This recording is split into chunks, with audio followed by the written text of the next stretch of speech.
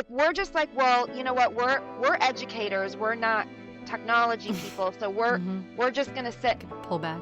Well, then now what we're seeing is this influx, this like we are being inundated with AI apps that have not been shaped by educators. Yeah.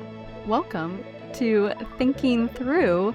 I'm Dr. Lester, and today we are thinking through digital citizenship in K-12 classrooms. When I hear digital citizenship, it sounds like a dry checklist, like don't share your password, don't cyberbully, full stop. But what if we thought about it more as a living, breathing practice? You know, something that actually shapes how young people see themselves online, how they see each other online. Also, I've been thinking a lot about how do you integrate digital citizenship in all content areas if you're a teacher. So to help me think through all of this, I'm joined by LeeAnn Lindsey. LeeAnn, I'm really glad you're here for many, many reasons. And one is that you can help ground this conversation. This is so commonplace for people to approach digital citizenship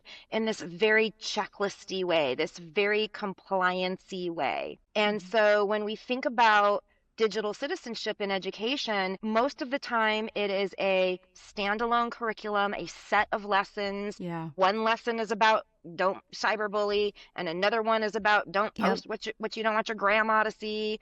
Yeah. Another one might be on etiquette, or they might have one on media literacy. They're all very surface level, and they all feel very like a list of don'ts. Yeah, don't they feel do this, don't do that. Totally. They feel like a digital hygiene to me. They feel like a digital hygiene, right? Yeah. And so there's a reason for this, though.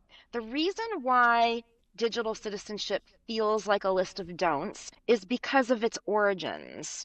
So I first became aware, I think, as I trace back, I find the first real published digital citizenship came in 2004, this term. Right? Mm-hmm. And it came in the ISTE featured magazine. And the article was Digital Citizenship Addressing Appropriate Technology Behavior. And it was written by Mike Ribble, Gerald Bailey, and Tweed Ross. Mike Ribble, by the way, he's still known as kind of the godfather of digital citizenship. Okay, put that aside. Okay. In the year 2000, the Children's Internet Protection Act, CIPA, was enacted to address concerns about children's access to obscene and harmful content. So this was in the year 2000, right? The internet then was how we are with AI now. Like this emerging thing. We don't know how to deal with it yet. We're a little bit frightened of it. We think that there's some dangerous stuff that could potentially happen with children. And so we start like creating these policies that just like lock stuff down. The CIPA Act in 2000, it required all schools and districts that were receiving E-rate money to put these internet safety procedures in place. So specifically, it said, if you receive E-rate money, you must show proof that you're protecting students against obscene or pornographic material, because we were very nervous about children seeing images of naked people. And then it said you must also monitor the online activities of minors, because we were very scared of like chat rooms and this creepy guy in the basement, like the old guy in the van. Now it's the creepy guy in the basement. That show To Catch a Predator was really popular around the same period of time. So we had these fears, and so it became this very like internet safety culture. And then from there, like this term digital citizenship was kind of born, but it was one step of an evolution past this internet safety piece. And so I think that's why even today, so many of us feel like digital citizenship is internet safety. It is, don't get near these things, don't do these things. You've got to say, safety, protection, lock it down. Like, I think that's the origin of why it feels that way. You know what I mean? Yeah. Oh, completely. So, because I feel that too. There is this control, compliance, just knowing how I teach and working with young people. It just doesn't feel good. And so how do you, it doesn't even seem like the phrase digital citizenship really fits now. Does it? Do you Well, even like, I mean, that's a really good question. It's like, well, we've forced a definition of digital citizenship, or we've forced a perception of it, and now we want a different perception. So it's like, do we change the term? Do we use a different term, or do we just like evolve the way that we do this? So what I saw about 10 years ago is that we started to swing in this other direction, and we almost overcorrected, because we went from this very compliance, don't do this, don't do that, almost to this like toxic positivity version of digital citizenship, where like, oh my God, we all have to show our very best selves, and we have to put out there, like, we have to brand, we have to teach our students to brand themselves, and colleges are going to be looking, so they have to put like everything they've ever done online, right? And we just have to like filter and do all this stuff, and it felt very manufactured, and again, almost like this overcorrection. And so at that same time, those of us not even in education, but the general population, we started using terms like FOMO, right? Because everyone was putting their best stuff online. Therefore, other people were feeling left out, or my stuff isn't as good as their stuff, or my job isn't as good as theirs, or my marriage isn't as good as theirs, or whatever. So you can see how these concepts kind of relate, right? And this course correction, this cultural perception of what it means to what we're supposed to be doing online. So now that's what I call like almost digital citizenship 2.0. And now what my business partner and I talk about, Dr. Kristen Matson, we talk about this new version of digital citizenship, almost this 3.0, where there's two components that I think sets it apart. Number one is it goes back to this idea of not only authenticity, but the goal of digital citizenship being to empower young people and not so young people to become really good digital decision makers. So it's not about them following the rules. It's not about them knowing what they should or shouldn't or can or can't do. But it's when you have enough information about how the digital technology operates, when you're tapped into your own personal values, societal values, when you understand media literacy and its power over your own perception and societal perception, when you understand all of these things, now you're actually equipped to make really good decisions, and your decisions might be different than the decisions of the person sitting next to you. And that's okay. And that's totally fine. And that piece of it that you just mentioned, because of my critical thinking and inquiry course, where it's pretty much all AI media literacy focused. That's the hardest. That sitting with the discomfort, sitting with someone who disagrees with you. I notice this shift in culture, even more so of conflict avoidance. Being able to sit with that. That's hard for learners. It's hard for me. It's hard for anyone, to sit in that discomfort. Can you I'm curious your thoughts on that and what you're seeing within this space. Yeah, I mean, well, my thoughts are that we first have to start by understanding ourselves and our own biases, right? We do. We have to start with the self. We have to understand like why we think the way we think. We're shaped by our own perceptions, our own experiences, our own values. When we understand all of that stuff that sits behind why we think the way we think, I think we can then become open to why other people think the way they think. Yeah. And you know what I mean? It's like, well, I think this because here's what I've been through, and here's sort of like how I learned about whatever that situation is. When I'm open to hearing not only what someone else thinks, but like why they think that, what brought them to that idea, that I think that's powerful. Yeah. And I really appreciate that that's where you are both starting and helping people get to, is that space, is that owning the decisions that you make and that you're able to understand, tease apart those decisions, which we don't often look at it. Sometimes it can feel passive, especially when you get pulled into the ether of the social media or whatever, if you're posting online or you're scrolling and it's kind of this seductive lull like that you're in, that it can feel like you're not in control. How do we shift it where you actually have agency, you are in control, and you are the decision maker? And what are the decisions that you're going to make when you're interacting with the tech? Absolutely. I like And that. then in terms of education, it's like, how do we do that in school? How do we do Yeah. that with young people? How do we do that in a model of school that is fairly rigid and fairly structured Yeah, that's and what that kind of thing? I was thinking, because, okay, I love these paradigms. I love these paradigms of empowering, of critical pedagogy, of progressive education, of student-centered learning. That's the space where I teach in. I love it. And it also surfaced so many questions of schools being ready for it. How do you then work within the system, a system that is, like you said, rigid?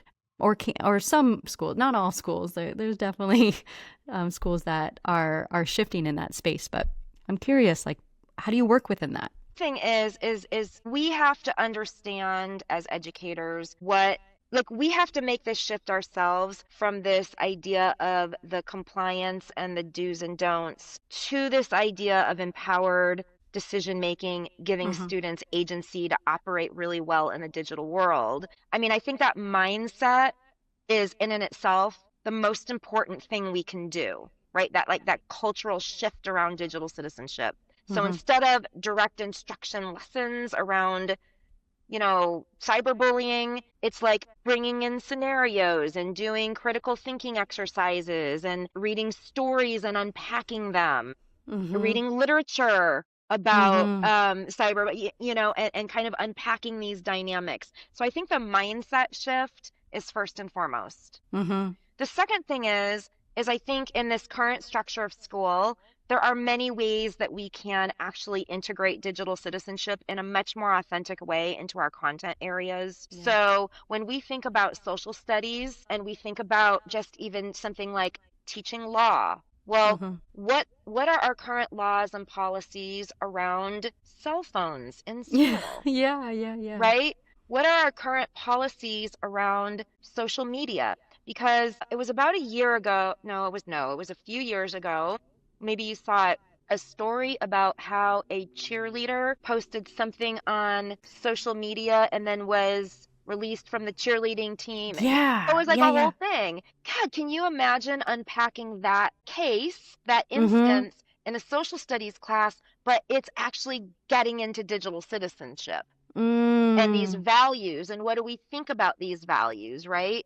Maybe even unpacking the 2000 Children's Internet Protection Act and Mm-hmm. asking what's the difference between the year 2000 and the year 2025, Yeah. right? I think when I think about little ones and reading, there are so many picture books. This is I have to Mm-hmm. give credit to my partner, Dr. Kristen Matson, because she talks about using picture books all the time for Yeah. digital citizenship and has all these curated lists because we know that as we teach values or Mm-hmm. we talk about values to young people or really any person, it Mm-hmm. is so much easier to do so in a manner where you're looking at it from the outside. When we can Yeah. look at values and a story and you're not in the story, it's not like you were being cyberbullied or Mm-hmm. you, but when you look at it from that third party perspective, so Mm-hmm. now when you can bring that literature in, anything from a picture book to a Mm-hmm. novel,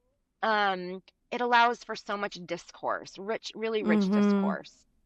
Oh, that's so cool.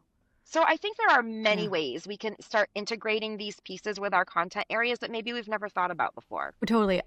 Okay. I am curious of your thoughts on this. Like, I want to bring a bit of imagining into it because I was thinking about this and like prepping for our conversation.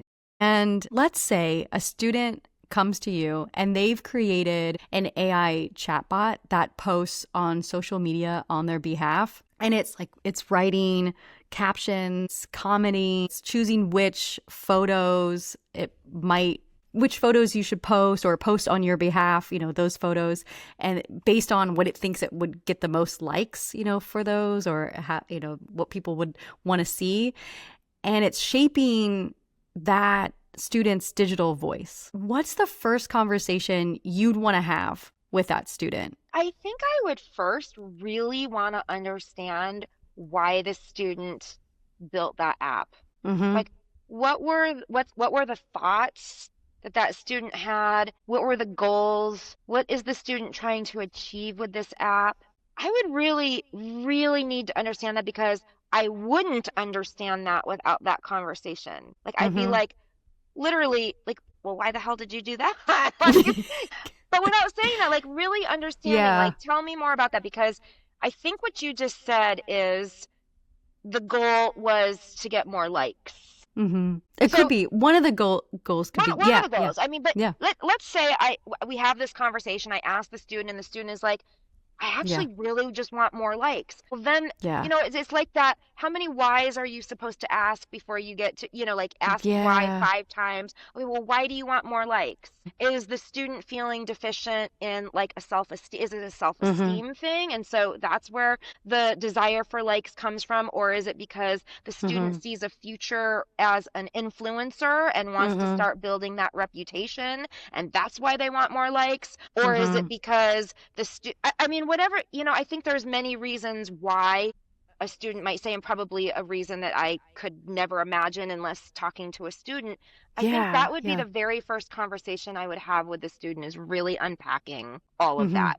Yeah. And by the way, in my experience talking with students around stuff like that, I feel like the answer so many times is like, they don't actually have a why. They were just curious if they could do it. They could do it. Yeah, I was thinking that. I experienced that too, because we build chatbots in my courses as a way to teach AI media literacy. It raises so many ethical conversations and discussions. It's such a wonderful hands-on simulation, of what you're doing. And the bots end up having, practical use for our course. They also bring a lot of questions, and most of the time it's like, I just wanted to see what I just wanted if it to could see do. I'm curious. I just wanted to try, or this was just an idea that I had.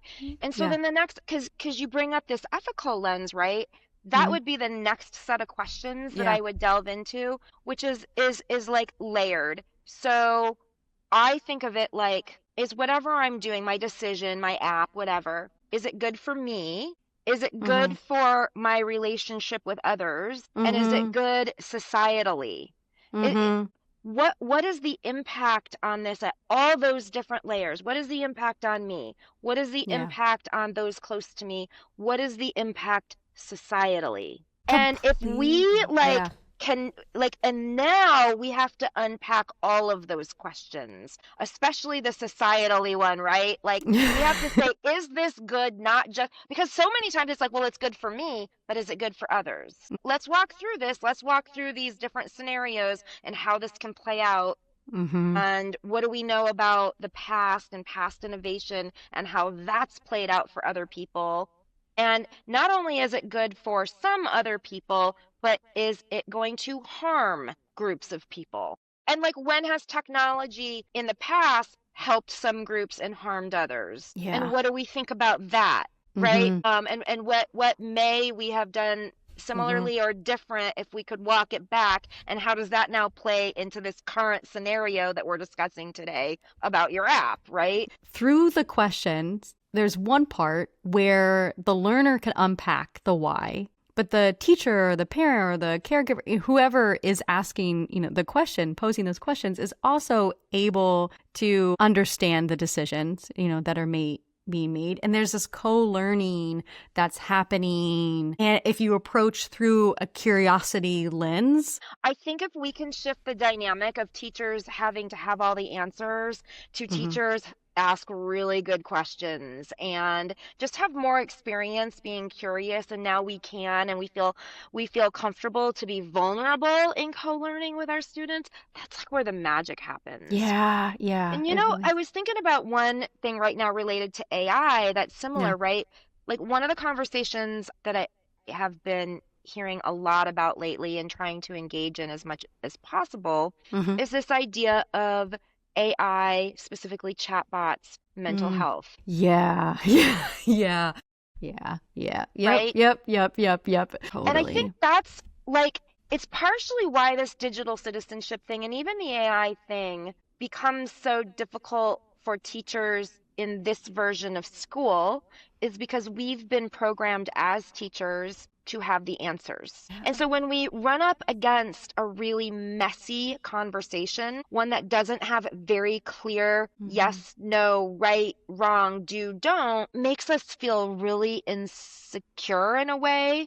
That's not how we were trained, right? Like, let's be honest. Mm-hmm. And so this concept of chatbots and companions, Mm-hmm. I have seen research that shows very positive results with adults feeling less anxiety and less depression Mm-hmm. because they have access to a chatbot, Mm-hmm. right? And I've also heard the argument The like, opposite. well, the Yeah. opposite. I've also heard the argument that like significant percentage of people who need mental health need a therapist that Mm-hmm. don't have access to a therapist. So Mm-hmm. I've heard the argument, could AI be fill a gap to Mm-hmm. create more equity, more access to mental Mm-hmm. health for those who aren't receiving it? Yeah. And then and then we all know the story of character AI and that very Yeah.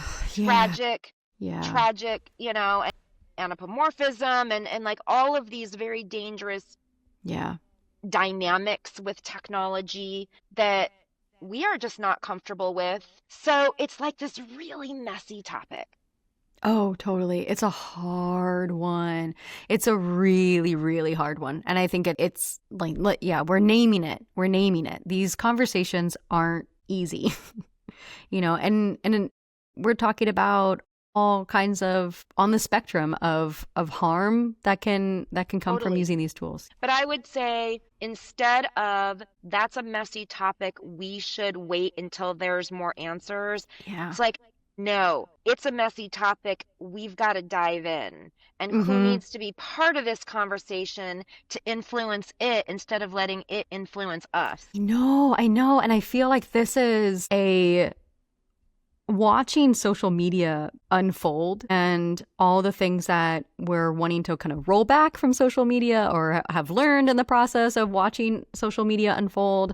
I feel like we are now in this emergence of AI that's so explicit and it's so there, and it's like we can't avoid these conversations like you're saying. We have to have them. We have to unpack it because it felt almost that in some ways, and I don't know, you can, if you saw this in your experience, it felt like to me when social media was rolling out, we were so caught off by it. Like it felt like either it happened very slowly, like into social media, or it was very abrupt, but it was still like we were transformed. Tom, I blame Tom.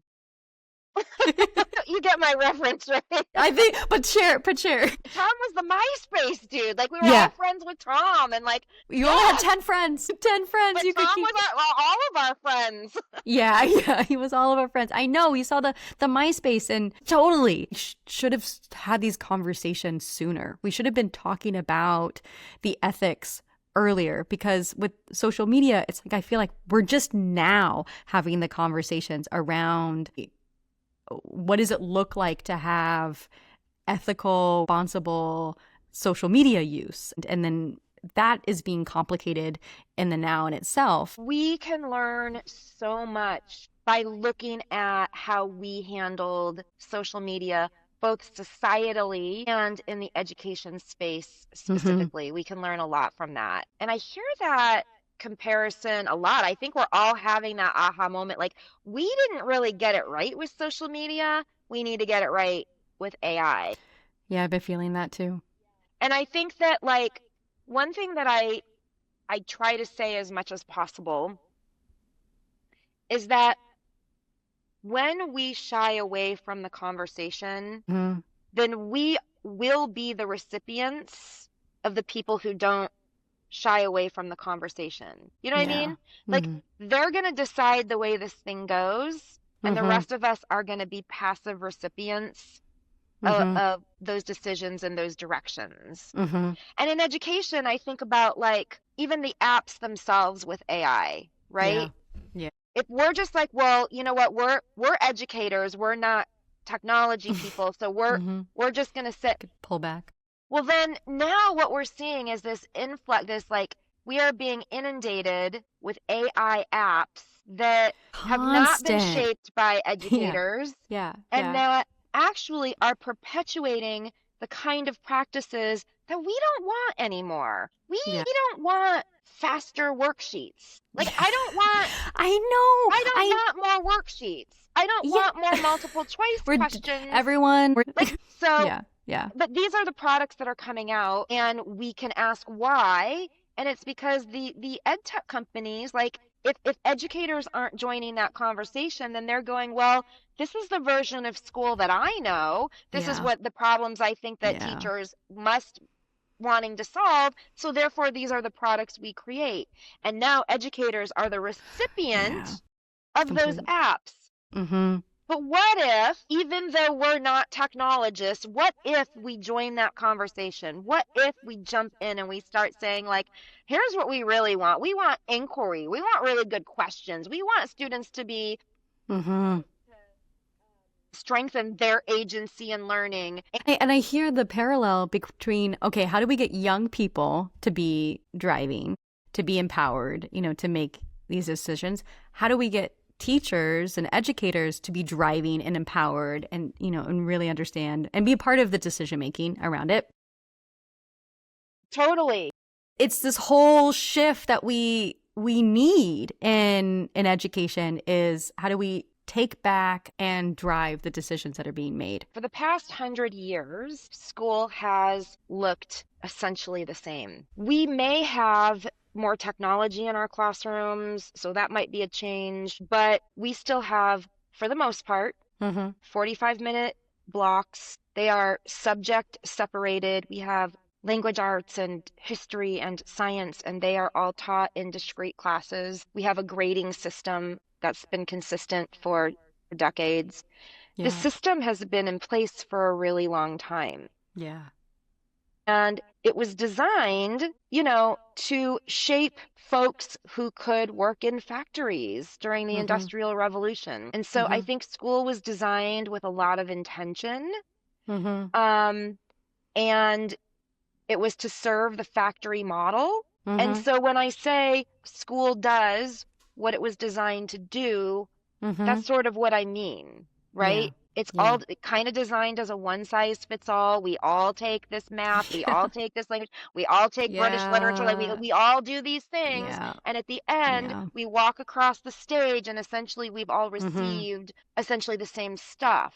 And so it does what it was intended to do. And I think if we can rethink what the intention of school is and rethink, then we can start to rethink what does it need to look like. For someone who's listening to this, maybe they could be asking, isn't it working? What's the problem? Like, if it's been this way for so long, why are you suggesting that it needs to be changed? That's an amazing question. So I work for an organization called the Arizona Institute for Education and the Economy. We're powered out of NAU. And we have been asking that question for the past couple of years. We have been asking students. We have been asking teachers. We have been asking superintendents, community college presidents, state university faculty, families. We put out a survey to over 3,000 students, teachers, and families, and we've been having conversations all over the state of Arizona, really asking just that. Is this version of school working? And what we hear over and over again is no. Now, some people will say yes. And the people who say yes are usually the people who this version of school, like, it worked for them They were able to maybe move on to post-secondary at a high level. Mm-hmm. Like they were able to, school came easily. So the Yeah. system really worked for them because they were able to succeed within Mm-hmm. this system, right? But a good majority of the people are saying this version of school isn't working anymore. So we went and Totally. we worked with 300 students a couple of weeks ago. Oh, this is so cool. 300 high school students, and we asked them those questions. They did empathy interviews with each other, Oh, I and love they that. asked each Yeah. other to talk about a time when Mm-hmm. school felt really relevant and Mm-hmm. really valuable to their future. Mm. Then we asked them to tell a story about when school felt really useless and Yeah. not at all valuable to their future. Mm. And I have to tell you, it was just such a powerful conversation. I'm not going to lie, there were a couple of tears in those conversations. Yeah. Yeah. I could So imagine. Yeah. yeah, it was actually really amazing. And so then what we had them do is from those stories, we had Mm-hmm. them think about what they would need from Mm-hmm. school for it to feel more relevant and useful and for them to be more engaged and really feel a part of that. Here's what they said.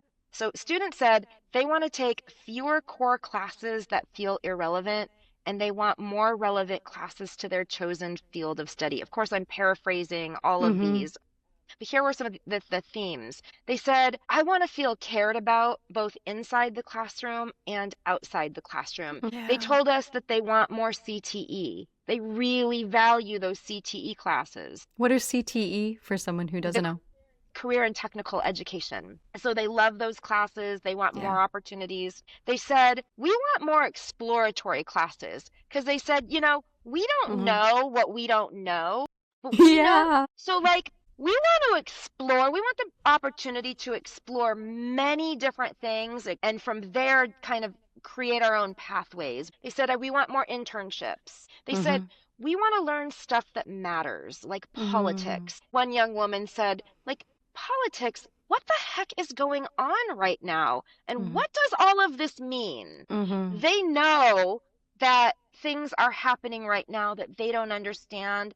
And right Mm-hmm. now they feel like no one's willing to have that conversation with them. Mm-hmm. Mm-hmm. They said, we want to learn about AI. We know it's Yeah. the future. Yeah. They said, oh my gosh, and this was probably the most popular answer of them all. They were like, please, for the love of God, can you teach us how to do our taxes? Oh, yeah, that is, And yeah. by the way, can you teach us how to interview? And Mm-hmm. I'd love to know how to purchase a home. Like Yeah. these really relevant Mm. things that they want to learn. These are many things that when we ask educators, educators say Yeah. the same thing. So I don't Yeah. think any of these answers were necessarily a surprise to us. Like Mm. we would say very similar things. Mm-hmm. I think the surprise was how the students reacted to being asked the questions. Mm-hmm. We had so many of the students come up and thank us afterwards, and they were like, no one has ever asked us this before. I know, I hear that. I'm just reacting because I hear that all the time in my work. I mean, I work with young people. I do a lot of community development and action research stuff, and I hear that all the time. And every time it breaks my heart because if they don't have anyone to listen to, then, or if they're saying that, then who's listening to them? That must feel incredibly isolating and alone and invalidating at times. And what a resource, like just such a missed opportunity. I also want to point out that when I answer this question and you asked, like, if people were to say, well, what's wrong with this version of school? Why isn't this, Yeah. is this really wrong? And I would say, actually, not all of it is wrong. Yeah. There's a lot of things about it that are right and that are good. And we can ask students, families, and teachers, what's great about your schools and what do we want to hold on to and what works really well? Go to the assets, go to the strengths, go to the Go to the goodness. assets. So I don't want to Yeah. make it sound like we've got to throw away the baby with the bathwater, No, right? and we're not dunking on schools, we're not dunking on teachers, or we're just really how do you leverage what you're doing well? I definitely want to underscore that point that this is never a knock on schools, on administrators, Mm-mm. on teachers. It is not. Our leaders, we have inherited a school system that is Mm-hmm. very ingrained in our society in our policies, our day-to-day life. It all wraps around this structure of school. So it Yeah. is not about the people in it. They are amazing, doing an They amazing are. job. They are. Yeah. So it's really Yeah. about this structure of school that I think we could evolve. Yeah. Oh, I'm really grateful that you went there and you emphasized that because that's the thing. That's the inheritance of the structure. And how do you challenge that structure? How do you push against that structure? How do you make the changes in the best interest of the learners that are before you and the future learners that are going to be before you? And the future, learners that are going to be before you. And how do you act with intention and care and seeing the trajectories of where the world is shifting to and the sensitivity to that and where we need to go with our teaching and learning. And this, where you took it, is empowerment. We can design to get co-design. You Mm-hmm. used that word earlier. Mm-hmm. No, you said co-learn But earlier, but I also use co-design a lot. co-learn and co-design, right? Like we can Yes, co-design these we spaces. can completely. How do you ask, questions that are going to open up a teacher to really explore their practice and all of that? I hear within this what you're saying of this co-design, co-create, is also grounding in asking the questions that are needed to begin that process. I think so. I think it really is about getting curious. You and I were talking about getting curious before we started recording this Yeah. session and just the power of being Yeah. curious, coming to the table to ask and listen Mm-hmm. rather than to have to come with the answer. As we sort of bring these two conversations together, because we've talked about AI today and the nature of change that brings about, we Mm-hmm. speak about this desire to sort of evolve. And again, not throw the baby out with the bathwater, but evolve the school structure and the way that we do things in school. I think these two conversations are actually one and the same. Because Mm. to what extent does AI, automation, emerging technology influence what students want, what they need for a vibrant future, what we societally is our context? Mm-hmm. And AI influences the conversation about what's possible. If we begin thinking about redesigning the structure of school, Mm-hmm. then what does automation, AI, and emerging technology Yeah. bring to the table that Yeah. would allow us to do that differently than we've done it in the past? So I really believe that this AI conversation and this evolution and this transformation of an emerging version of school Mm-hmm. really they are the same conversation to me. Yeah. And it's the conversation that opens up to the digital citizenship, Yeah, piece of it. exactly. Yeah. Yes. So here we are full circle. Yeah, we are. And before we close, there's a question that I ask everyone on the show, and it's what is one question you hope we are still asking about digital citizenship or whatever of the things that we talked about on this episode? What is one question you hope we're still asking about in the future? Really good question. I love that question. The theme that seems to have permeated our entire conversation is this theme of decision making, empowerment, agency, and Mm-hmm. voice. And so I think my question would sort of like sit in that space, and it would be Mm-hmm. like, who are we asking? What are we asking? Why are we asking? And how do we continue asking? Thank you so much. This has been amazing. Thank you so much for having me. I have had a blast. This has been the time of my life.